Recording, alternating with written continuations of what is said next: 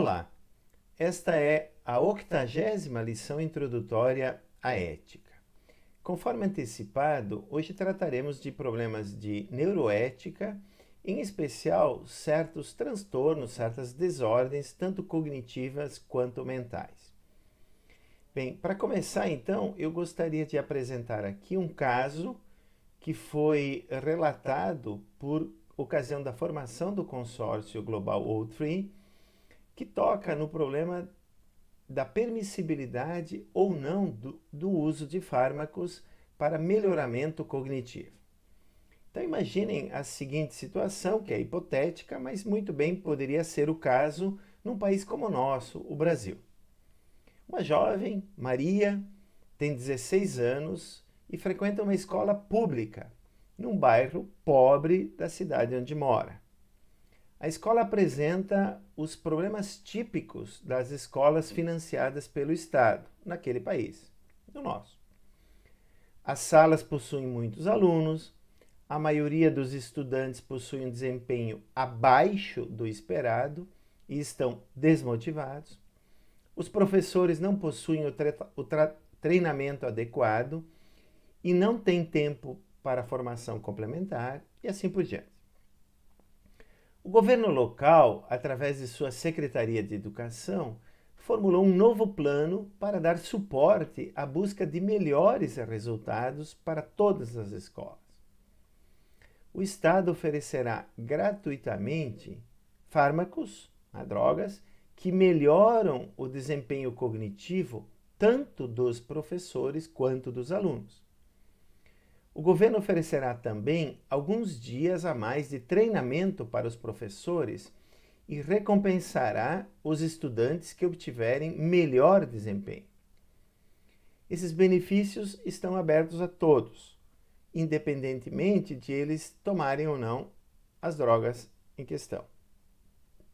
A decisão de aceitar o tratamento é feita inicialmente pela escola e, se a escola decidir aceitar, então os indivíduos e as famílias poderão, posteriormente, optar por entrar ou sair do programa.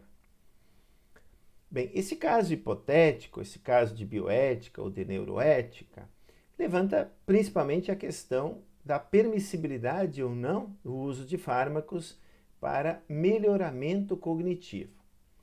Não há detalhes suficientes para saber se Maria tem algum subdesempenho funcional, por exemplo, se ela tem déficit de atenção ou é hiperativa e assim por diante. E também não há detalhes suficientes para saber se esse é o caso na maioria dos estudantes. Entretanto, o problema surge, aparentemente esse não é o caso da Maria, porque há claramente aí descrito uma desmotivação, um subdesempenho nos testes internacionais das diferentes disciplinas e assim por diante. Então, um tema bioético ou neuroético importante, ou neurobioético, é saber se nós podemos usar fármacos para não apenas tratar, mas para melhorar cognitivamente as pessoas. Antes de apresentar uma série de questionamentos em relação a esse tema, eu gostaria simplesmente de observar aqui que há sim um certo respeito a outros princípios bioéticos que estudamos nas lições introdutórias à bioética. Por exemplo, o respeito pela autonomia das escolas e também das famílias. E no caso da Maria, ela é uma jovem de 16 anos, ela não é exatamente autônoma ainda, ela não pode consentir, digamos, mas no contexto da família ela pode assentir, quer dizer, concordar em participar ou não desse programa. Então, claramente, esse princípio é respeitado, assim como, eventualmente, a ideia de que desse programa, resultará maiores benefícios do que malefícios, além de estarmos pensando aí numa questão de justiça social, talvez, quer dizer, que é adequado nós distribuirmos fármacos para melhorar o desempenho de estudantes, porque eventualmente a sociedade como um todo teria um certo benefício. Agora, a questão principal aqui diz a respeito à permissibilidade ou não do melhoramento cognitivo via fármacos. Então, para começar, é importante a gente definir claramente e diferenciar tratamento de melhoramento cognitivo. Tratamento é um tipo de procedimento que se dá constatado, quer dizer, diagnosticado, um efetivo problema de saúde ou de um subdesempenho cognitivo. Né? Enquanto que melhoramento cognitivo, como está aí estabelecido, é um incremento, é um aumento ou uma amplificação das capacidades normais, mentais normais das pessoas. Né? Então, em especial do sistema de processamento interno e externo de informações, que é o que aqui se entende eventualmente pelo aparelho, digamos, cognitivo, né? Pelo processo cognitivo de receber e processar informações. Quer dizer, nós temos aqui uma ideia de que o conhecimento é, no fundo, proposicional. Bem, estabelecida então essa definição, é importante fazermos uma reflexão sobre uma série de aspectos dessa proposta, desse caso hipotético. Então foi nos passado aí umas 6 questões que eu vou deixar aqui simplesmente como questões para reflexão. O importante é desenvolver uma opinião fundamentada sobre cada uma delas, ou as respostas a elas, e que dizem respeito fundamentalmente à questão da permissibilidade moral ou não do uso de fármacos para melhoramentos cognitivos, né? Portanto, não para jovens que tenham problemas, tenha sido diagnosticado, por exemplo, déficit de atenção. Uma das questões é a seguinte: os melhoradores cognitivos devem ou não se tornar disponíveis para pessoas pobres em países em desenvolvimento? Se sim, quem deveria pagá-los? Por exemplo, o Estado, a escola, as famílias ou eventualmente a empresa, caso ela esteja fazendo ali um processo de testagem desses melhoramentos cognitivos e depois com vistas a comercializar em larga escala para além do contexto escolar esses fármacos. Terceira questão, é importante estabelecer evidências para o desenvolvimento cognitivo, principalmente em termos de segurança e eficácia, antes de lançar um programa desse tipo? Então, aqui é importantíssimo perceber que tipo de evidências existem hoje de que certos fármacos, de fato, não apenas tratam condições de mau funcionamento ou subfuncionamento, mas também eles potencializam, no sentido de amplificam as capacidades cognitivas normais das pessoas. Outra questão é se o melhoramento cognitivo pode reforçar estigmas e até mesmo causar opressão e sofrimento àqueles que optarem por entrar ou sair do programa. Então, obviamente, se as pessoas optam pelo programa, elas reconhecem que tem um problema, seja um problema de fato de subfuncionamento ou um problema no desempenho, mas entrar no programa é uma espécie de reconhecimento de que há aí um problema, e isso poderia gerar estigma ou até bullying por parte dos colegas ou de outras famílias e assim por diante. 5. O programa poderia ser direcionado a grupos especiais para tratamento? Então, não sabemos se Maria tem ou não déficit de atenção. Caso ela tenha, parece claro que se há um fármaco eficaz e seguro, ela devia ter algum tipo de prioridade. Bom, a última questão que é importante também é se a capacidade cognitiva é somente uma questão de cérebro, é uma questão cerebral, ou se há outras maneiras da gente melhorar o desempenho cognitivo das pessoas que não seja por via farmacológica. Bom, essas questões elas são importantes e elas dizem respeito a algo crescente na nossa sociedade, que é bastante competitiva, individualizada e cada vez mais exige um desempenho ótimo das pessoas, o que tem colocado pressão, nas crianças cada vez mais e nas famílias, que quando diante de certas perspectivas, de, por exemplo, ter um bom desempenho na escola fundamental e média para entrar ou não na universidade, ou tendo feito um curso universitário, obter ou não um emprego com uma remuneração razoável, alta e tal.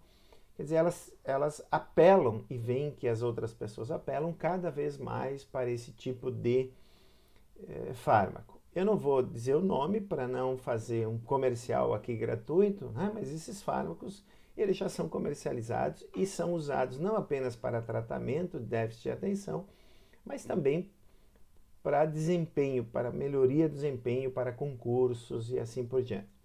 O que coloca outras questões éticas também relacionadas com problemas de justiça. Agora, muitas vezes as pessoas não precisam e começam a tomar, buscando então um melhor desempenho escolar ou profissional, e depois se tornam adictas. Elas, depois de um uso contínuo, 2 ou 3 anos, elas acabam se tornando viciadas naquele remédio, naquele fármaco e, portanto, trazem aí um outro problema, que é a necessidade de um uso contínuo exatamente para que a performance não decaia. E isso pode gerar, e muitas vezes gera, um outro tipo de transtorno, que é um transtorno mental. Quer dizer, a pessoa se cobra uma certa excelência, que ela depois reconhece que não é devido a ela própria, mas à droga, ao fármaco que ela usa, e continua usando para que não tenha, enfim, não seja estigmatizada também socialmente. Então temos aí um outro problema ético, um outro problema social bastante importante, que diz respeito à necessidade de pensarmos políticas públicas que de alguma forma limitam, autorizam ou proíbam esse tipo de procedimento. Bom, tendo estabelecido então esse vínculo interno, eu gostaria agora de tratar desse fenômeno da adicção, principalmente na relação com outro tipo de desordens, talvez associada, que é o problema das desordens mentais.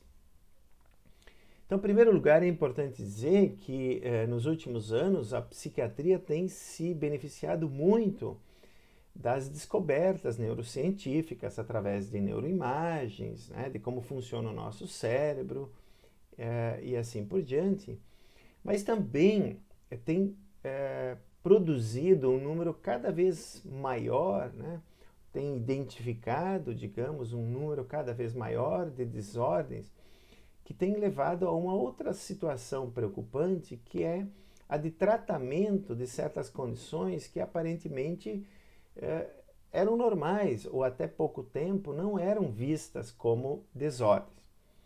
Então aqui eu gostaria de citar, por exemplo, como o DSM-5 da APA, que é a Associação Psiquiátrica Norte-Americana, ela até 50 anos atrás, por exemplo, ela tinha identificado em torno de 100 desordens mentais. E hoje já são quase 300. 298 no DSM-4 e o quinto aumentou, embora ele tenha simplesmente muitas vezes reclassificado algumas e agrupado. Bom, o que eu quero, enfim, mostrar aqui é que muitas vezes aquele problema do melhoramento cognitivo ele pode acabar gerando consequências para o que a gente chama de medicalização da vida, que a gente percebe muito e de cada vez mais como algo que no domínio da psiquiatria se torna presente. Talvez porque a nossa sociedade moderna, capitalista, ela é baseada não tanto na cooperação, mas na disputa individual. e que tem cobrado um desempenho, né, cada vez maior e que tem feito as pessoas buscarem cada vez mais um auxílio, né, químico, digamos assim, para dar conta dessa competitividade entre pessoas, seja no domínio dos estudos, seja no domínio do trabalho, ou dos esportes, por exemplo, também, né? Então, aqui eu gostaria de tentar marcar uma diferença clara entre a necessidade de tratamento, propriamente dita, né, seja de déficit de atenção ou de outros problemas, de desordens mentais, e a busca de um auxílio, digamos, farmacológico para um melhoramento que muitas vezes pode ter mais malefícios a longo prazo do que benefícios. Então vamos considerar aqui, nas desordens mentais, uma certa gradação que vai desde a esquizofrenia, por exemplo, a uma simples ansiedade. Né? Então, de acordo com a APA, né, a esquizofrenia, enquanto desordem psicótica, ela pode ser caracterizada por anormalidades em um desses domínios. A pessoa tem alucinações, o pensamento e a linguagem são desorganizados, né? Ela tem um comportamento anormal, muitas vezes ela fica num estado de catatonia, né? Imóvel, paralisada, incapaz de fazer alguma coisa e tal, né? Agora, esses são sinais, né, que são empiricamente verificáveis. E sinal aqui é um termo técnico, né, na medicina, na psiquiatria, quer dizer, carrega consigo uma certa objetividade, né? Então, nós podemos observar numa pessoa esquizofrênica relatos de algo que nós podemos claramente considerar alucinações ou uso desorganizado da linguagem, por exemplo, né? Então, claramente, casos de esquizofrenia são problemas que requerem tratamento efetivo farmacológico, né? Entre outros.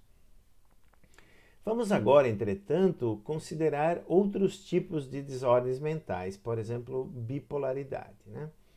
No DSM-5, essas desordens foram distinguidas entre desordens depressivas, né?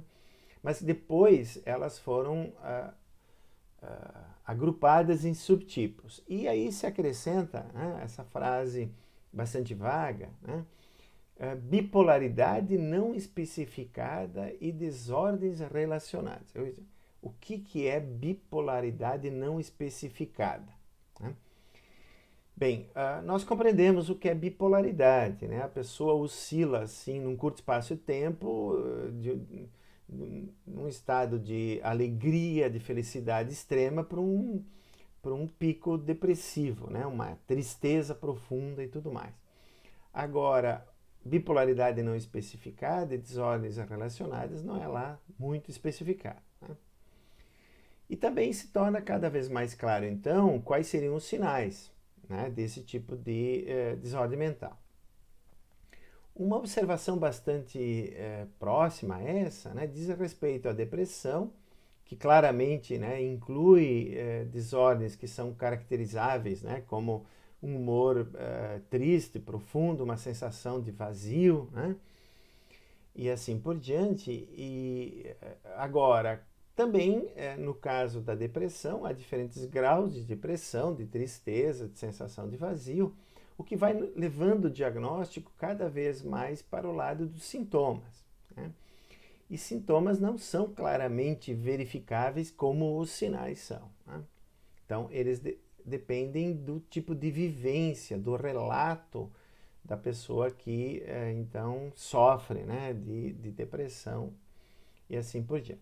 E o mesmo, claramente, pode ser dito, né, de ansiedade e pânico, quer dizer, em geral, quando um psiquiatra ou uma psiquiatra faz um diagnóstico, ele se baseia muito em relatos, em narrativas da pessoa do que ela sente, né? Em que medida ela se sente ansiosa e assim por diante. Embora então haja ainda, né, no caso, por exemplo, de pânico, algum tipo de sinal, em geral são os sintomas que estabelecem o diagnóstico.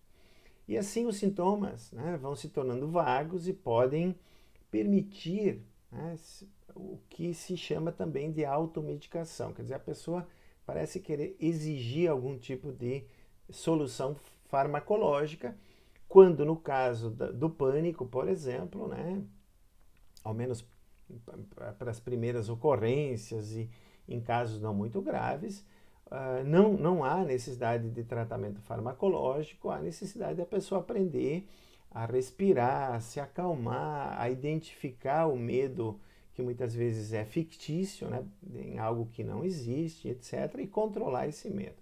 Tanto quanto há inúmeras técnicas não farmacológicas de controle da ansiedade. Bem, então esse tipo de observação, ele vem só no sentido de dizer que aqui se abre as portas para o início de um tratamento, muitas vezes farmacológico, da ansiedade e depressão, que vai paulatinamente tornando a pessoa adicta, né? Fazendo com que ela tenha necessidade daquele recurso cada vez mais, né? Então, a medicação e principalmente a automedicação pode levar a um abuso, né? Que, claro, satisfaz muitos interesses, né? Muitas vezes as grandes indústrias farmacológicas, farmacêuticas querem vender, querem lucrar, e assim as pessoas se tornam cada vez mais vítimas, né, desse consumismo. Então, claro, eu não estou defendendo aqui que não há casos, né, em que se exija remédios para ansiedade, tratamento, muito menos para bipolaridade, claramente não, né, para esquizofrenia, tudo isso requer um tratamento especializado. Mas o que eu estou apontando é muitas vezes para o seguinte: as pessoas começam querendo um tipo de melhorador cognitivo, se tornam adictas. Isso produz um certo tipo de desordem mental que leva as pessoas então a um caminho sem volta, né? Daquilo que agora as pessoas chamam de medicalização da vida, né? O uso excessivo desse meio farmacológico para tratamento de desordens, sejam então cognitivas, sejam mentais. Reflitam, enfim, um pouco sobre isso. É um tema bastante importante. Segundo dados da Organização Mundial de Saúde, né, nós temos em torno de 6, 7% de pessoas no mundo que sofrem de algum tipo de ansiedade, desordem mental. Isso tem se acelerado, tem crescido cada vez mais. E principalmente reflitam sobre o crescimento da medicalização da vida, né? Quer dizer, cada vez mais as pessoas buscam um tipo de tratamento psiquiátrico, farmacológico, que acaba tornando elas adictas, né? Elas acabam sendo dependentes daquele tipo de tratamento, e que muitas vezes nós teríamos soluções mais saudáveis.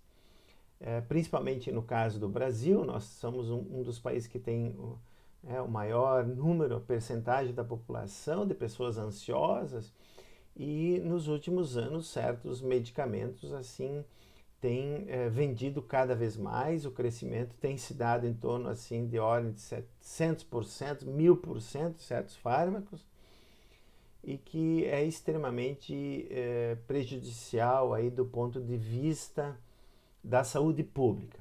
E enfim, que a neuroética, então, como ela trata dessas questões, ela tem uma neuroética crítica, principalmente, tem a contribuir exatamente no sentido de refletir sobre esse fenômeno da medicalização da vida, que tem se tornado realmente um problema das sociedades atuais.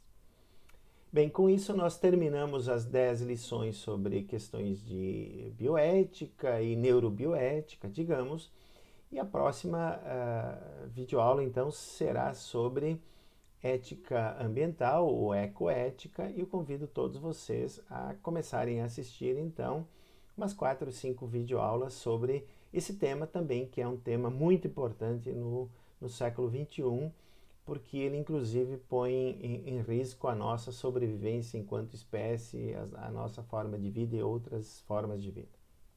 Muito obrigado por enquanto, até lá.